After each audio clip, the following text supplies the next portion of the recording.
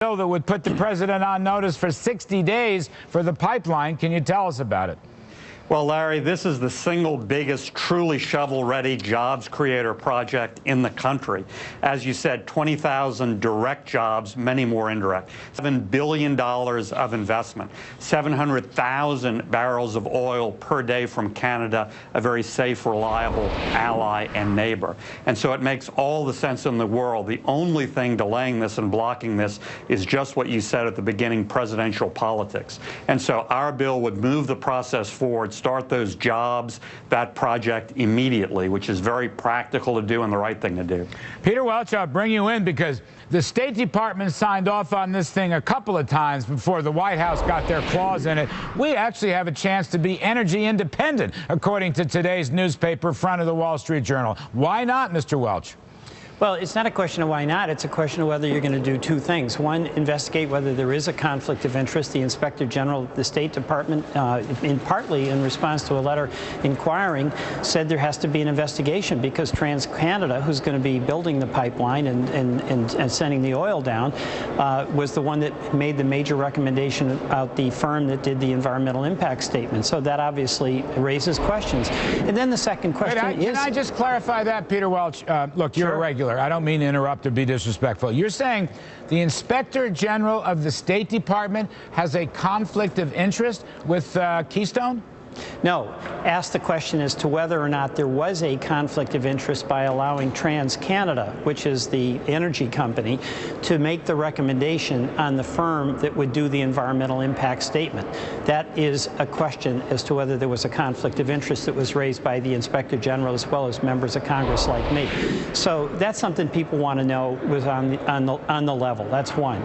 Number two, there really are some environmental questions. Now, Senator Vitter made some good points, but it doesn't mean that you have to have an arbitrary date by which you answer some of these environmental questions. And the major reason you can look to that as being a nonpartisan issue is the governor of Nebraska, a Republican, a pro-development, a pro-energy, a pro-capitalist person, had a special session, and they were objecting because of the significant apprehension they had about the threat to their water supply. Larry, if I can jump in, those Nebraska issues have been solved. Peter's right, the governor and the state legislature came together. They agreed on a process to get a new route in the Nebraska portion of the pipeline. That was the only U.S. environmental issue there was, so that has been solved. We can move forward now with the rest of the project and adopt their process to determine the Nebraska route and dovetail those two. But we can start now with real jobs, truly shovel-ready jobs, real energy independence. Senator, can I just, what is this conflict of interest issue? Why is it a conflict of interest if the TransCanada, if the Keystone people make their case before the State Department? I'm not sure I get this at all. I thought independent groups had weighed in on this already. No, yeah, Larry, I think with all due respect to Peter, it's an excuse, not a reason. And we've been handing excuses for years now, and now the president wants to kick it even more years beyond the election. You know, these are important jobs and it's important energy, and Americans deserve more than excuses. They deserve solutions, and this is a good, important project to move forward on. Go ahead, Peter. Well, David, I'm with you on jobs. We all know we need jobs. But on this question of a conflict, it is a question where you have the company that is going to be selling this oil and transporting it, being the one that makes the recommendation on the company that is doing the environmental impact statement, where there has to be a neutral review of what are the significant consequences. Now, you know, Louisiana's had experience with the tragedy of things gone wrong that wouldn't go wrong, the oil spill.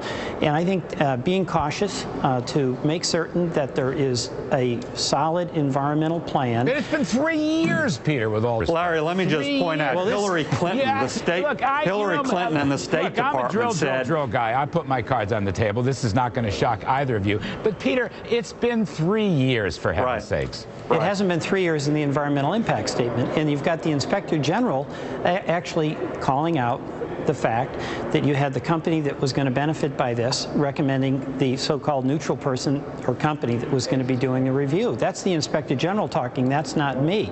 So that's a real concern. And again, you know, this is the enormous dilemma we have with trade-offs in energy, because we do need energy.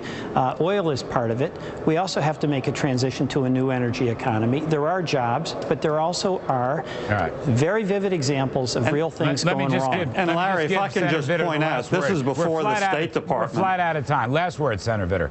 Hillary Clinton said this would be ready to go, their decision, by the end of the year. Then all of a sudden, it's postponed at the White House level. Larry, that is clearly politics over substance. And we know, unfortunately, politics over people. There you go. Hillary Clinton, she gets it right. She gets it right. We'll leave it on that note. Senator Vitter, thank you. House Member Larry. Peter Welch, you're both terms for coming on. We appreciate it very much. Bye-bye. All right, great debate between the two learned gentlemen. Now, we were interrupted before with ace Politico reporter Robert Costa talking about the Republican horse race. We got him back. Want to give him the rest of the show. It's not too long. Bob Costa, I want to ask you about Herman Cain.